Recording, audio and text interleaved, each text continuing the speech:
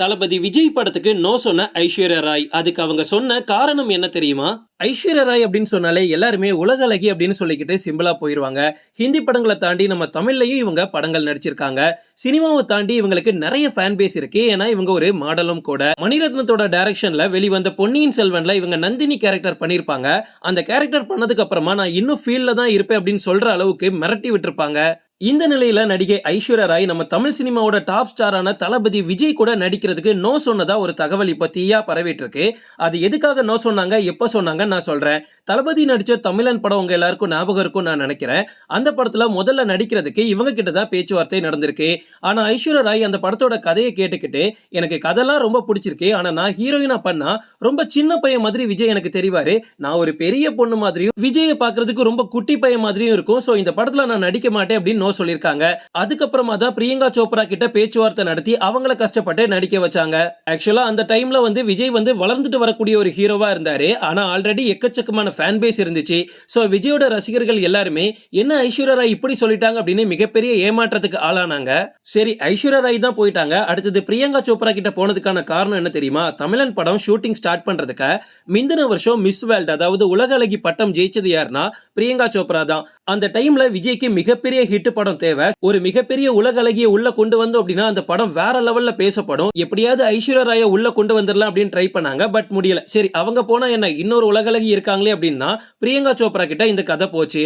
இன்னைக்கு விஜயோட மார்க்கெட் எங்கேயோ போயிடுச்சு. அவரை நமக்கு பிடிக்குதோ இல்லையோ அவர் ஒரு சக்சஸ்ஃபுல் ஆக்டர் அப்படின்றத நம்ம அக்செப்ட் பண்ணிக்கிட்டு தான் ஆகணும். சோ இப்படி ஒரு ஸ்டார் கூட நம்ம நடிக்காம விட்டுட்டோமே, இவர் கூட ஒரு வாட்டியாவது ஸ்கிரீனை ஷேர் பண்ணிருக்கலாமே அப்படின்னு இப்போ ஐஸ்வர்யா ராய் வருத்தப்படுறதுக்கு வாய்ப்பு இருக்கு. விஜய் பத்தி இன்னொரு விஷயமும் இப்போ வைரல் ஆயிட்டு இருக்கு. என்ன அப்படின்னா அவருக்கு கார்னா ரொம்ப ரொம்ப பிடிக்கும். அவர்கிட்ட இருக்கக்கூடிய கார்களை அப்பப்போ விற்பாராம், அப்பப்போ வேற வேற கார்கள் வாங்குவாரு.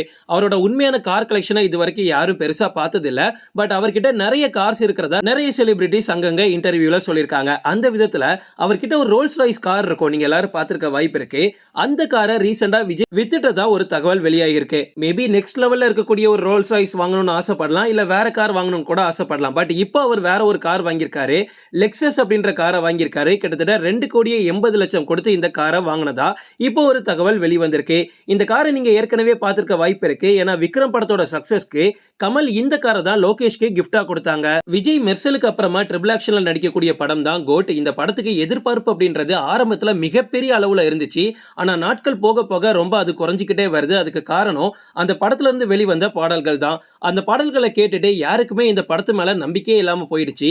அது மட்டும் இல்ல, வெங்கட் பிரபு ஒருவேளை இந்த படத்தை சொதப்பிடுவாரோ அப்படின்ற ஒரு பயம் இருக்கு. ஆனா ரீசெண்டா அதுக்கு நம்பிக்கை தர விதமா அந்த படத்தை ஃபுல்லா பாத்துக்கிட்டு விஜய் என்னையா இவ்வளவு சூப்பரா எடுத்து வச்சிருக்க, அவசரப்பட்டு ரிட்டையர்மெண்ட் அனௌன்ஸ் பண்ணிட்டேனோ அப்படின்னு வருத்தத்தோட சொல்லியிருக்காராம். சோ விஜயோட வேட்ஸை நம்பி இந்த படத்தை பார்க்கலாம். லாஸ்டா ரிலீஸ் ஆன ஸ்பார்க் பாட்லாம் கேட்டுக்கிட்டு பயங்கரமா ரோஸ்ட் பண்ணி விட்டாங்க. இந்த படத்துல ஃபர்ஸ்ட் வந்த பாட்டு அப்படின்னா விசில் போடு அப்படின்ற ஒரு பாட்டு வெளியாகிச்சு. அந்த பாட்டை மிகப்பெரிய ஏமாற்றம். ஏன் அப்படின்னா யுவன் சங்கர் ராஜா வேற லெவல் பண்ணியிருப்பாரு. அதுவும் வெங்கட் பிரபுக்கெல்லாம் சும்மா செதுக்கி வச்சிருப்பாரு. அந்த இடத்துல தளபதிக்கு இன்னும் எக்ஸ்ட்ரா எஃபர்ட் போட்டு பாட்டெல்லாம் வேற லெவலா இருக்கும் நினைச்சாங்க. ஆனா விசில் போடு பாட்டே மிகப்பெரிய ஏமாற்றத்தை கொடுத்துச்சு. அதுக்கப்புறமா ஹாப்பி பர்த்டே தளபதி விஜய்னு வெளியிட்ட ஒரே ஒரு கிளிம்ஸ் மட்டும் தான் அவங்களுக்கு ஓரளவுக்கு சாட்டிஸ்ஃபையிங்கா இருந்துச்சு. ஏன்னா ட்ரெய்லர் வேற இன்னும் ரிலீஸ் பண்ண மாட்டாங்க. ட்ரெய்லர் அந்த படத்தோட எதிர்பார்ப்பு அதிகரிக்கவும் வாய்ப்பு இருக்கு, இல்ல அப்படியே ஊத்திக்கவும் வாய்ப்பு இருக்கு. ஓகே ஃப்ரெண்ட்ஸ், இதோட நான் இந்த வீடியோ முடிச்சுக்கிறேன். இன்னொரு இன்ட்ரெஸ்டிங்கான வீடியோல நம்ம சந்திக்கலாம். Stay tuned.